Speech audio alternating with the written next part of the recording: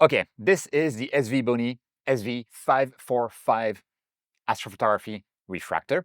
It's a small refractor, as you can see, 45 millimeters aperture, f4.5, so relatively fast, for a short focal length of 203 millimeters. It costs only $499 US. And if you use my link down in the description together with my coupon code, you'll save an additional $50 on that. So it is quite cheap. And it is supposed to have an image circle of 44 millimeters, meaning it is okay to use a full frame camera, as I have here, onto this telescope. At the back of the telescope, you have the standard M48 threads, and you can also attach within the telescope a 48 or 2-inch filter in there. I've attached the SV Boni luminance filter without any issues in there, so that's good. And you have the standard features that you would expect from an astrograph like this. It is a Petzval design, so you can, as long as you are able to reach focus, you don't really care about the back focus, the distance from the back end of the telescope to your camera sensor. Here I keep it at exactly 55 millimeters, as usual, because I'm used to that and I have all of the adapters for that, just like probably you do as well. Because it sits in between the SV545, the tiny 100 millimeter lens that only supports, like, I think up to 22 millimeters of back focus, and the SV555, the much larger and much heavier as well astrograph. It's kind of like in a perfect little sweet spot for on-the-go portable cheap astrophotography. And so it really needs to perform well with a full frame camera for me to be able to recommend it. But if it does, it's really there, available at an unbeatable price. So does it? We'll see there later in this video. Now I want to highlight a few of the features about this telescope because it does come with a range of accessories. So let's have a closer look. So here we are with the telescope, and a lot of what we have here is provided standard. So you can see we have this ring here, which is provided standard with the telescope. You have a way to rotate the entire telescope assembly by just, loosening this screw and then moving things around. For me, though, it will also rotate the focuser because you can see I have an electronic focuser adapted onto the refractor. And technically, this is meant for a ZWAEF, and this bracket here, as well as, of course, the dovetail bar and the spacer that you need to install an electronic focuser are provided, as well as the coupler thingy and the belt. They're all provided with the SV545, so you don't need to worry about that or getting a third-party adapter kit for other focusers. And then on top of that, we have this guy here, which can be used to carry a guide scope, or what I have here, an SV541 power adapter thingy and USB hub, together with a Raspberry Pi 5 that is running the Linux or Raspberry Pi version of Nina, or fork of Nina, called Pins, which I've already shown on the channel. It's amazing. I use it all the time and I love that thing. The reason I've been using that rather than something like the ASI Air or the TopeTech Astro Station for this particular setup is that I can rely on really precise autofocus with Nina compared to those two other solutions. They're good autofocus, but just not as good. Now, if we jump to the other side, you can see that I have a locking knob here for a rotator. So I can rotate the entire equipment, and there goes my flat frames. And there is actually also a locking knob for the focus ring. But that locking knob, I had to remove it because I installed the belt that came with the scope again and put my AF. So again, this is a TopeTech AF, but it's really meant for an EF, but it works fine, so I have no issues with that. The particular setup that I'm using here is a TopeTech SkyEye 24AC full frame camera. We have a guide cam from TopeTech as well, with an off-axis guider still from TopeTech. I have, it's all TopeTech actually, now I realize. I have a filter drawer with a lumens filter from SV Boni, still from TopeTech. And I already mentioned the power hub and the USB hub that I'm using there, and the TopeTech AF. All of that is on top of an ML Astro Sal 33 mount, which I've reviewed on the channel. It's very good. And that is the whole test bench. I intentionally went for a full frame camera so that we could look at the results of this astrograph on full frame to see the stars in the corners. At first glance, there's a lot of good things that are with this telescope. One, you have all of the features that you're expecting, from the normal back focus to proper rotation, both of the telescope and of the rotation ring at the back here. The focuser itself, for manual focusing, honestly, it's a bit difficult. I mean, I'm more or less a professional, so I can get it just right, but it does move quite a lot unless you're very, very precise. So I thought it was difficult to get absolutely perfect focus just using like very tiny movements. I can do it, but it's difficult. Whereas, obviously, because it comes with the adapters for an electronic focuser, that's what I would recommend doing if you have a ZW EAF, or, as you can see, an AEF lying around. It works with it, and it focuses perfectly well in that respect.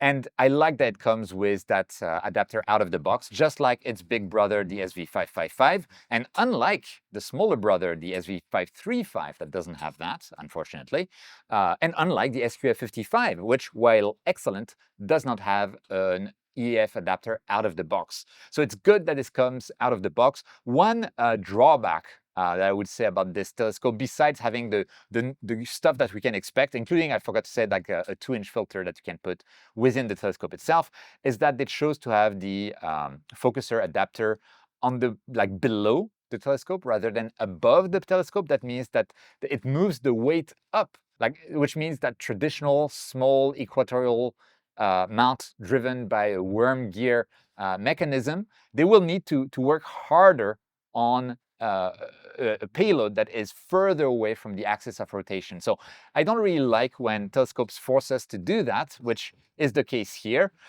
compared to having something on the side, like the SQF55, or at the top, like some other telescopes as well. So that's, like, on the first glance, the one drawback that I would put there is the decision to have the focuser underneath the main telescope, as that pushes away the mass from the axis of rotation here.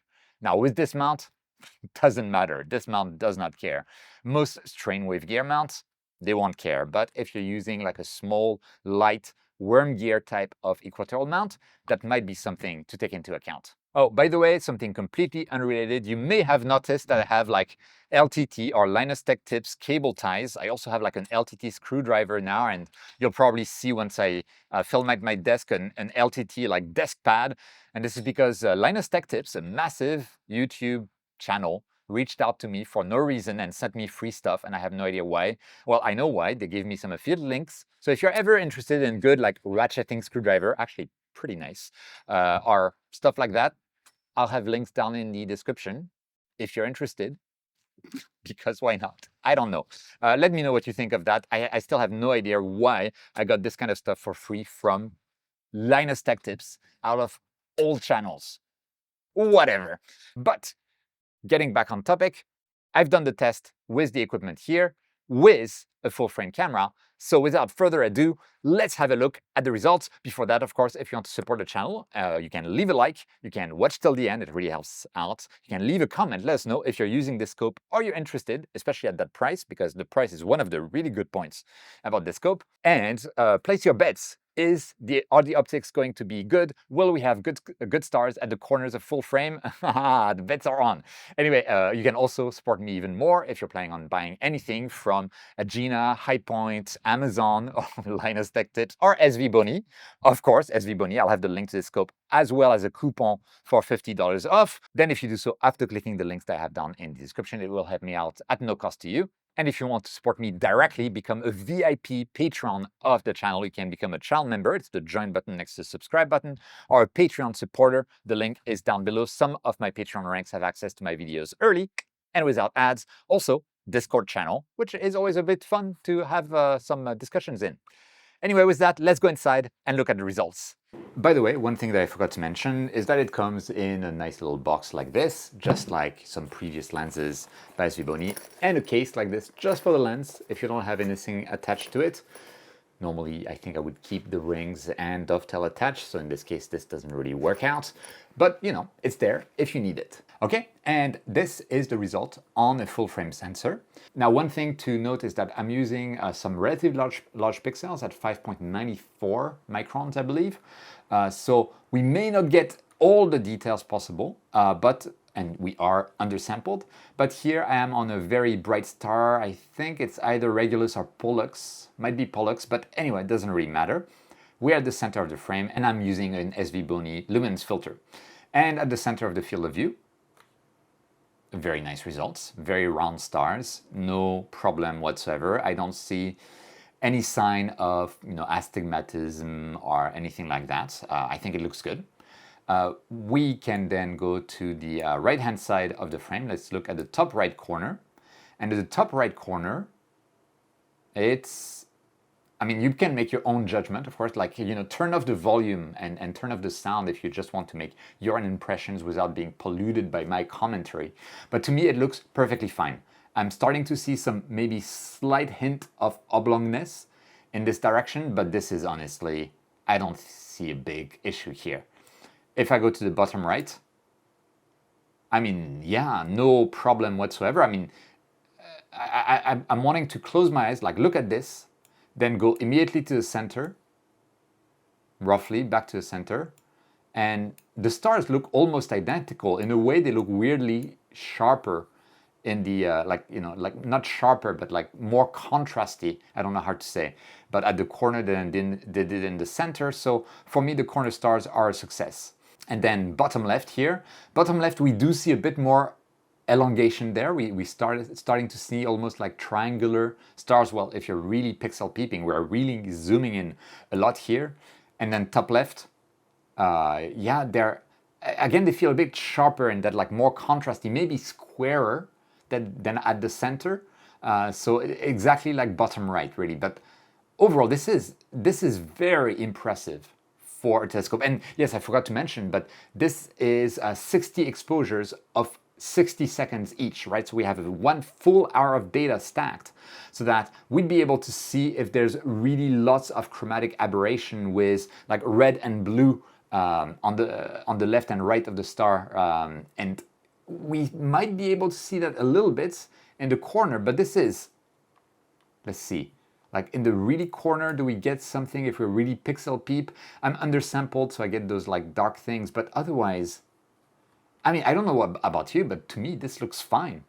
This looks like no issues to me. Let me know what you think in the comments, but I think this looks good.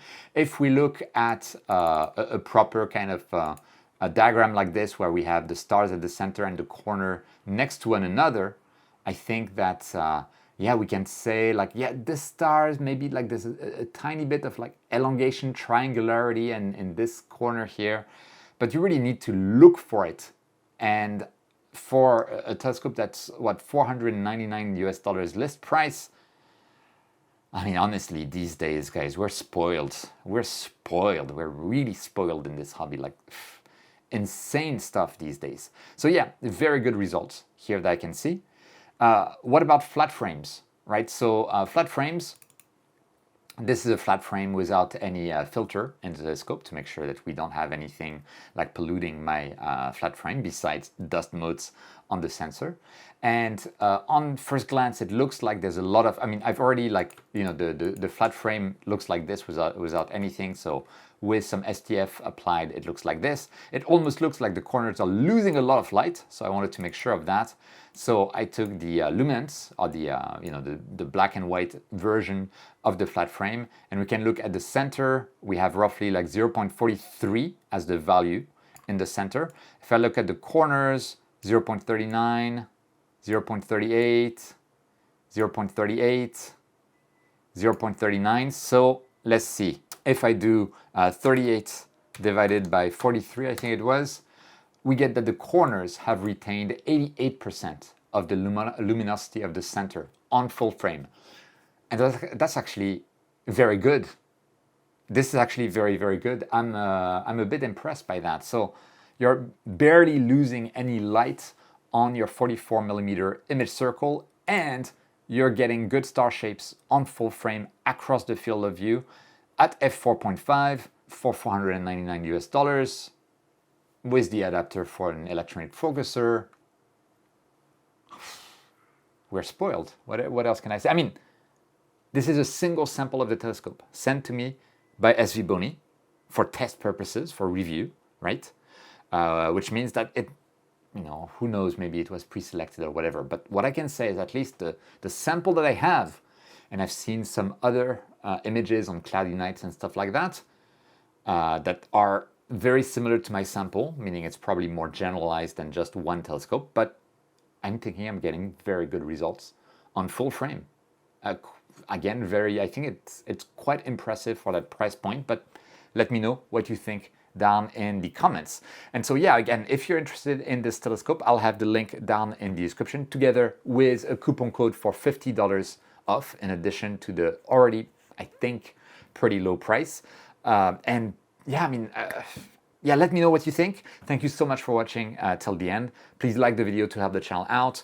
Use the links in the description to help me out at no cost to you.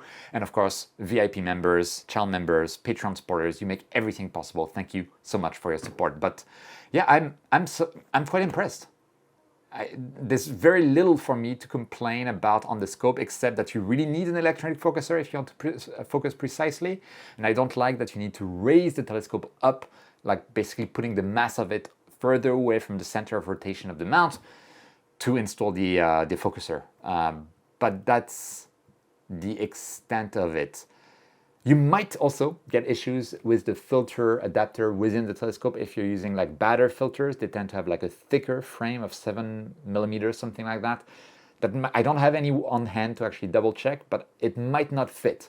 So you may want to restrict yourselves to non-Batter filters with like just 5mm flange on the filter mount thingy. So yeah, something to keep in mind. But again, maybe I'm overlooking some things. Let me know down in the comments. But at this stage, quite impressed with the telescope.